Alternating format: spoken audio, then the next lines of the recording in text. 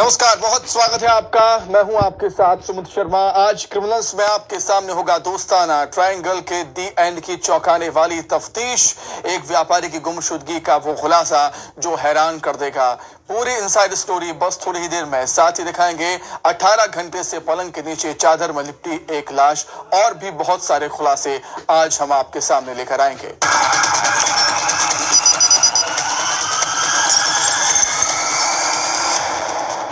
ऐसा ट्रायंगल शायद अब से पहले आपने ना देखा होगा ना ही सुना होगा।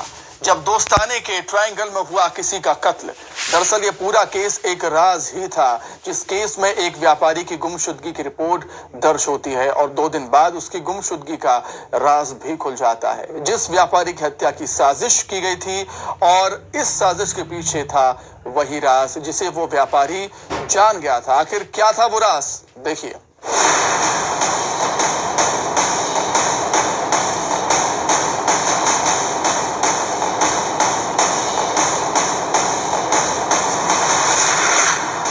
जान गया था एक राज।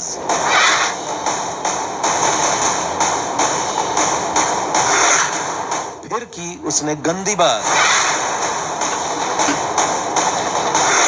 ब्लैकमेलिंग का खेल।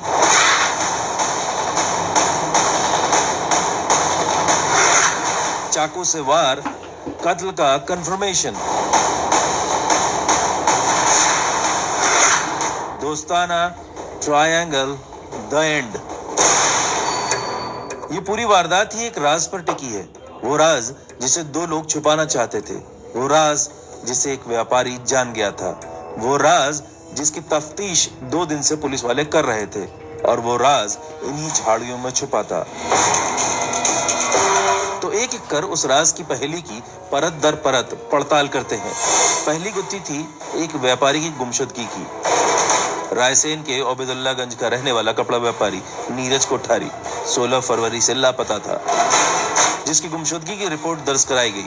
और फिर होशंगाबाद रोड पर बने सगुन मैरिज गार्डन के पीछे इन झाड़ियों में लापता व्यापारी की लाश मिली। पोस्टमार्टम रिपोर्ट में खुलासा हुआ कि नीरज कोठारी की गला दबाकर हत्या की गई थी। इसके बाद उसके कातिलों ने कत्ल के कंफर्मेशन के लिए उसे चाकू भी मारे और फिर दोनों गायब हो गए। नीरज कोठारी की जान लेने वाले दोनों आरोपी गे हैं। नीरज कोठारी 16 फरवरी से गायब थे।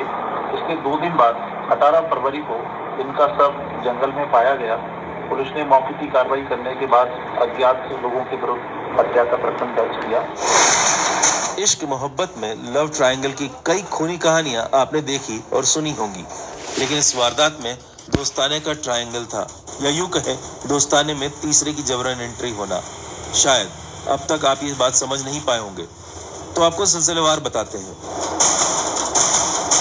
आखिर क्यों व्यापारी नीरज कोठारी की मनोज और उसके नाबालिग साथी ने बेरहमी से हत्या की। दरअसल व्यापारी नीरज एक नमकीन की दुकान पर जाता था। पुलिस की माने तो उसी दुकान पर दोनों आरोपी काम करते थे, और उन दोनों का एक ऐसा राज नीरज को पता चल गया, जिसके बाद उसने नाबालिग लड़के को अपने पास बुलाना शुरू कर दिया और उसके साथ रिलेशन बनाए। यही नहीं, पुलिस की माने तो उसका वीडियो भी बना लिया, और फिर शुरू हुआ ब्लैकमेलिंग का खेल, जिसमें नीरज वीडियो वायरल करने की धमकी दे रहा था, जिसके एवज में उस नाबालिग लड़के को बार बार मजबूरन उसके साथ जिस्मानी संबंध बनाना पड़ता था। अनुसंधान में ये जानकारी प्राप्त हुई कि ओबेदुल्लागंज के ही मनोज कटारे और उसका एक नाबालिग साथी ये पिछले 1.5 साल से दोस्ताना रिलेशन बनाए हुए थे। जब इसकी जानकारी नीरज कोठारी को लगी तो उसने भी नाबालिग युवक पर दोस्ताना संबंध बनाने के लिए प्रयास किया और प्रेशर बनाया। इसी प्रेशर में उसे मजबूर कर दिया गया। इस प्रताड़ना से नाबालिग लड़का तंग आ चुका था, जिसने अपने गे पार्टनर मनोज के साथ मिलकर व्यापारी नीरज की हत्या की साजिश रची और नीरज को रिलेशन बनाने के लिए बुलाया। फिर दोनों गे पार्टनर ने कपड़ा व्यापारी का कत्ल कर दिया और फरार हो गए। नीरज कोठारी की हरकतों से परेशान हो गया तो दोनों ने मिलकर योजना बनाई और उसे ठिकाने लगाने के मकसद से 16 फरवरी की रात को 9 बजे एकांत में बुलाया। वहाँ पहले से ही मनोज और उसका नाबालिग साथी योजना के मुताबिक तैयारी करके बैठे हुए थे। जैसे ही नीरज कोठारी पहुंचा और उसने नाबालिग को उसके साथ दोस्ताना संबंध बनाने के लिए प्रेशर बनाया, तभी दोनों ने एक राय होकर उस पर हमला कर दिया।